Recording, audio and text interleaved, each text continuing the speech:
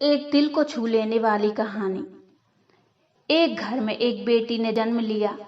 जन्म होते ही माँ का स्वर्गवास हो गया। बाप ने बेटी को गले से लगा लिया।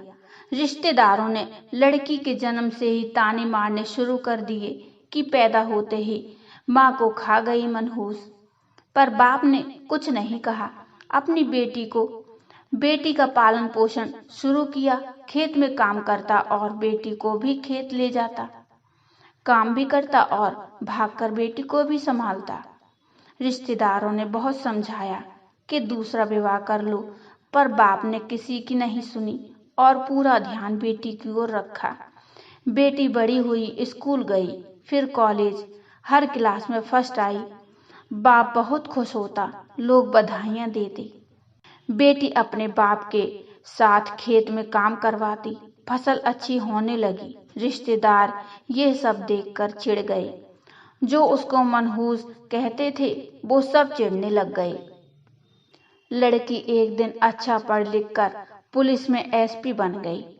एक दिन किसी मंत्री ने उसको सम्मानित करने का फैसला लिया और समागम का बंदोबस्त करने के आदेश दिए। समागम उसके ही गांव में रखा गया। मंत्री ने समागम में लोगों को समझाया कि बेटा बेटी में फर्क नहीं करना चाहिए।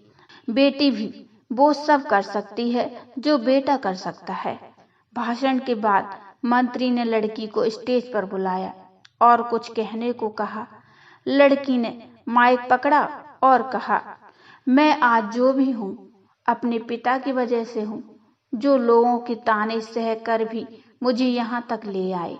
मेरे पालन पोषण के लिए दिन रात एक कर दिया। मैंने माँ नहीं देखी और न कभी पिता से कहा कि माँ कैसी थी, क्योंकि अगर मैं पूछती तो बाप को लगता कि शायद मेरे पालन पोषण में कोई कमी रह गई। मेरे लिए मेरे पिता से बढ़कर कुछ नहीं। बाप सामने लोगों में बैठकर आंसू बहा रहा था। बेटी की भी बोलते बोलते आंख भर आई। उसने मंत्री से पिता को स्टेज पर बुलाने की अनुमति ली। बाप स्टेज पर आया, बेटी को गले लगाकर बोला, रोती क्यों है बेटी? तू तो मेरा शेर पुत्र है। तू ही कमजोर पड़ गया तो मेरा क्या होगा? मैंने तुझको सारी उम्र हंसते देखना है। बाप बेटी का प्यार देखकर सबकी आंखें नम हो गईं। मंत्री ने बेटी के गले में सोने का मेडल डाला। लड़की ने मेडल उतारकर बाप के गले में डाल दिया। मंत्री ने कहा, ये क्या किया? तो लड़की बोली, मेडल को उसकी सही जगह पहुंचा दिया और कहा, इसके असली हकदार मेरे पिताजी हैं। समागम में तालियां बज उठी।